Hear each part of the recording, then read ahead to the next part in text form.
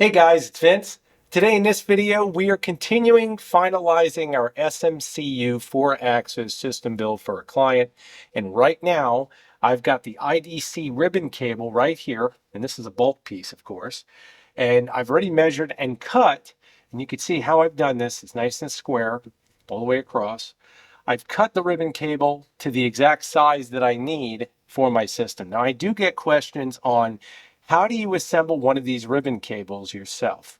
And it's not a very difficult process. I'm going to cover it right now. First, you're going to need the required connectors. And the interesting thing about these ribbon connectors is they have a little arrow. You can see it right here. It's a triangle. And it appears to be like almost like it's pointing to a certain pin. And that certain pin is pin number 1. Now on the ribbon cable, many of you may or may not know that that red lead you see there, that one single red lead on all the gray leads, that is indicating pin number 1. So you would line up the cable with that triangle. And in doing so, you're going to see you'll slide this through. And before I slide it through, I'll show you the teeth. You can see the teeth on the IDC. The ribbon cable naturally goes through here, and then this gets compressed. And once it gets compressed, naturally, it incises the ribbon cable and then becomes conductive. So what we're going to do is just feather it through. You want to keep this as square as possible. And what I'm going to do is come up just a little bit. And the main reason I am is because I want to come up to fold the cable back over itself on top. And the main reason I'm doing that, I'm just going to keep coming just a little more. And what I'll do is I'm going to heat this. There we go, a little bit more. Now see where I'm at. Right there. That's good. Now what I'm going to do, I'm going to start it just a teeny bit. And the main reason I'm doing that is because when I fold this back and you see it going over the top of the connector, you then have a stress relief that will get pressed onto it. Now, of course, to seat this connector properly, I do have my soft jaw vise. Now, you can also buy an IDC connector crimp. That's fine if you want to do that, but a soft jaw vise used carefully does the exact same thing. And I feel you have better control with this than the crimps. Some of them are built good, some of them are not so good. So now what I'm going to do to make this a little more pliable, and I tell you guys this all the time, heat is your friend. Turn on the 995D from Yiwa. And just so you guys know, I got a new batch of these in, so if you guys need one, let me know.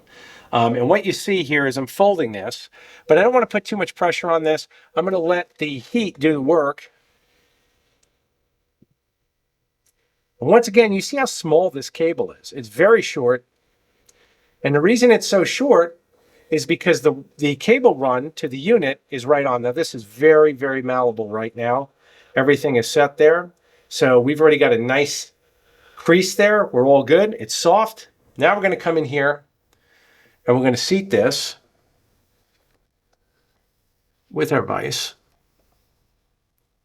Make sure it's square. Let's see where I'm at.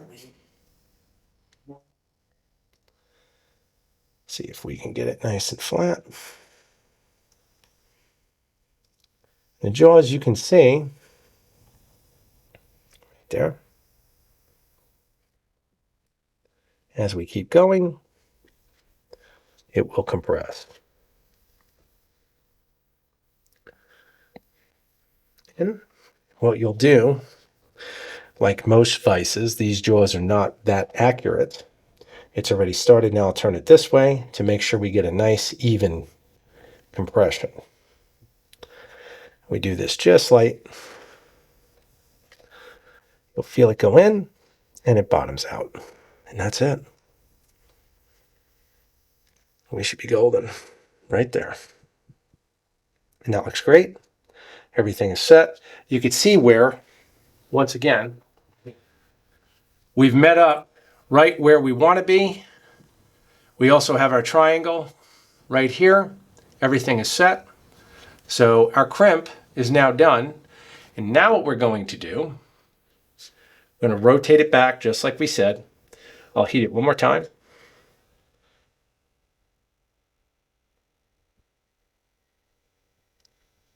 Another thing you see guys do is they're always doing this with the heat gun. You don't have to do that. Slow and steady wins the race. If you're using proper heat, you're not going to melt anything. You're really just trying to concentrate that heat where you need it. And you see how easy and pliable this is? That's exactly what we want. So now, come in, get that ready, fold that over, just like this, and come back in as much as we need. And done. And that is it. And there you go. Ribbon cable, one end, done. So this will naturally plug right into the UC400. And once again, we've got this nice and short, the way it should be. You see ribbon cables that are too long. And once again, the longer the cable, the more potential for issues with any signals being sent. And again, IDC cables are not meant to have sharp bends. Even this bend, if you look, I did it by heating it so everything is nice and soft. If you look at this bend right here, it's not a 90-degree bend, it's just a curve. And that's exactly what you want to have. You do not want guys getting crazy and once again ham-fisting things. That's not what we want.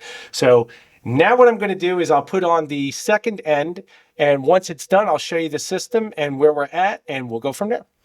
All right, guys, ribbon cable is done, and you can see it's wet. You know why it's wet, if you've been paying attention, is because all of the plug has been deoxid. Or I should say, been deoxided. Because that's exactly what it's been. I'm just wiping this off. Now, deoxid, of course, will not hurt anything nylon. You're golden. So I just spread it out. Everything is good there. We're good. And once again, we'll get this out of the way.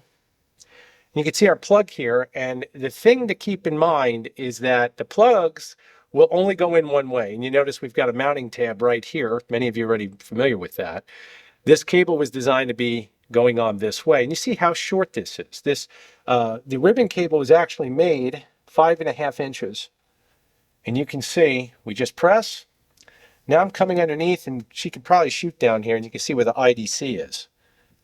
You see how short this cable run, like everything else, is. And I'm just going to come in here and line her up. And with a little patience,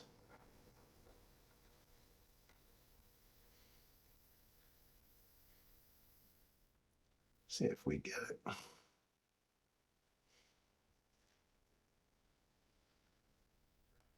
Done. Press. And now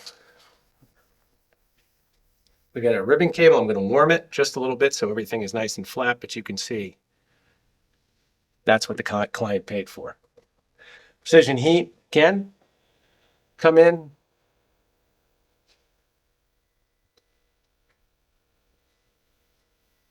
Hold.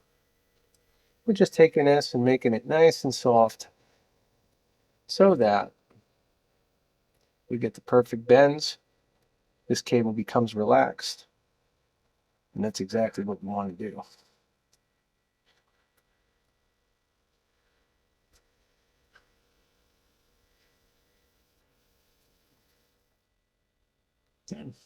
That looks great.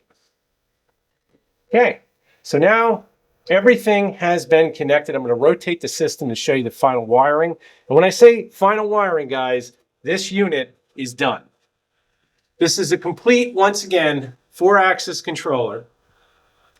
We've run all the power leads coming from our switch, going to our power supply. Now, of course, graphics for servicing have to be applied. We've got our hot lead, neutral, ground, very easy. Grounding has already been validated. We've already shown you that. Fans are connected, both ends for push-pull. And of course, we've got our fuse, IEC, and that's it. Remember all those systems you used to see that have all of the cable management, grooves, and you've seen all of the different wiring and the steel enclosures and all? It's gone. It's done. 2 relays, 4 drives, and let me really clarify. These drives support up to 9 amp motors, which means up to NEMA 42. So when you think about that, these will easily drive a Bridgeport or any type of full-scale mill. Okay, so keep that in mind as far as where your mind is going as far as potential, because I get questions all the time. What can I use to drive such, large motors? If your system already has stepper motors, whether they're older or not, and they fall within that amp range, you can use these drives and you don't have to change your motors. I'll say it again. If your motors on your stock older chassis are steppers and they're rated up until 9 amps, meaning if they don't exceed 9 amps or up to 9 amps, you can use this system to retrofit it and use the stock motors. Pretty amazing for those that understand. For those that don't, clarify it with me, contact me, and we'll get you on the right path. But overall, this is it. When I say this is it, of course, we've got our PWM hookup. We've got full ferrite passive filtration on all connections. Everything here is set. Ground bus is set right here. We've already validated the ground. Power going to our UC400. I've tuned the step down to go to 24 volts because actually 23.85 because the unit supports up to 24. So we get nice strong power. Once again, much less susceptible to EMI. Everything here has really been done in a fashion to make it as easy as possible for my client, and the icing on the cake is going to be when I finish up and do the servicing graphics. So you'll see that portion in the video too, and she'll be done. Hey guys, jump over to eDealers Direct Automation and check out my eBay store for the components used to make what you see in this video, as well as many others that you may not even realize you need. Of course, I'm always there if you have questions. Message me and I'll get back to you as soon as possible. And of course, I do custom engineering as well as consultations. Thank you for watching this video and your support. Take care. All right, guys, in this portion of the video, I am covering the system with graphics. Now, I do have 2 other graphics I need to finish. Unfortunately, I have graphics that sold, so I had to put a hold on that. But I want to show you where we're at because, again, this is really covering a lot of bases that many of you have never seen. Vendors do not do typically custom graphics for their system to, once again, make it easy for end users to service. Why is that? Because they try to get a hole in your pocket every single time you need support. Look at the front of this system right here. Here's the LPH 26-pin allocation, and it's explaining to you these settings reflect what should be input into Mach 3 for ports and pins. So you know exactly what will be input inside of Mach 3 should you require it. Okay? Now, as we come in the system, or actually she can come in above, and you can see our drive sticker for doing everything from setting your micro stepping, setting your dip switches with the actual dip switch graphic of the actual dip switch box, and then coming over here, the resistor selection, the stepper motors inductance for lowest, middle, higher, and highest, if you have to, once again, set your tuning for that. And then, of course, over here, we've got the chart below represents the drive's LED illumination, and that's based on any type of errors that you would get where the drives are letting you know what's going on. So you can reference everything. That is the way I feel a professional system should be. That being said, over here on the power supply, and this is once again the step down, you'll notice we have input. Actually, she probably would want me to turn this. Let me do that for you. Now you can see your input. This is the input coming in, V positive, V negative. Everything here is matched. And then you can see we have red and black, and that allocates the color of the leads.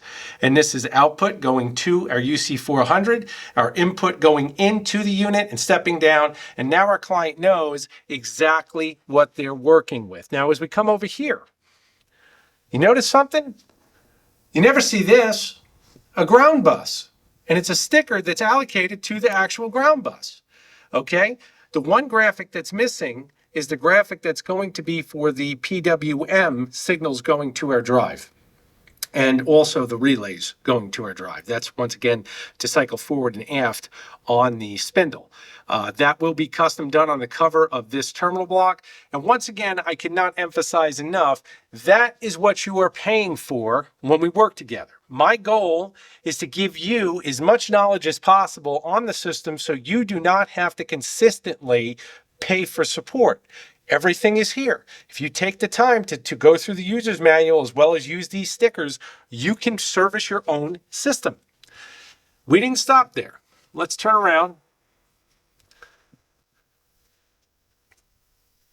And now you can see We've got everything here: input switch 1, input switch 2, switch 3, switch 4, port 1, pin 13, port 1, pin 11. And you can go right down from 1, 2, 3, 4. The fifth pin right here, this once again is for our 6-pin GX16, which is allocated right here, and it breaks down exactly for relay 1, relay 2, and it breaks down the color wiring in the text for each pin.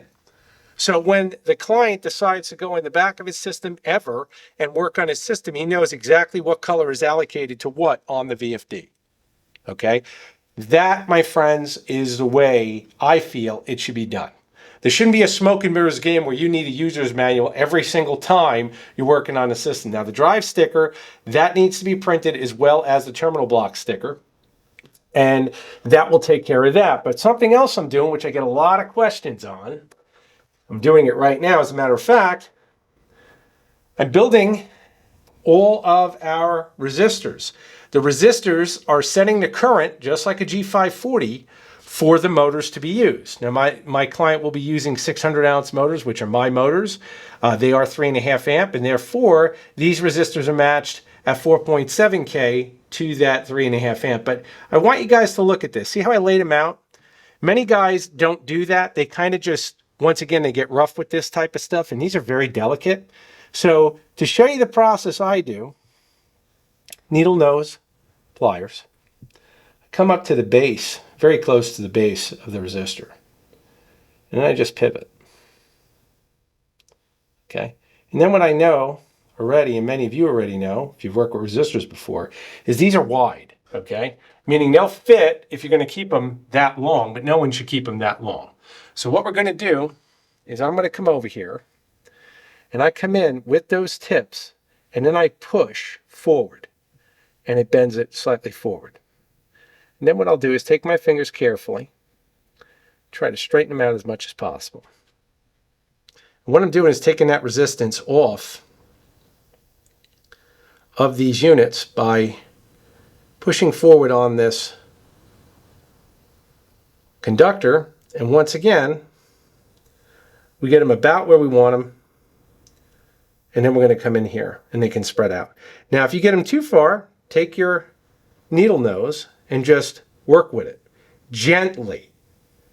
I cannot emphasize that enough. If you guys are used to working with steel and working on cars and stuff, this stuff is very delicate. We're not trying to kill ourselves. We're not trying to maim whatever we're working on.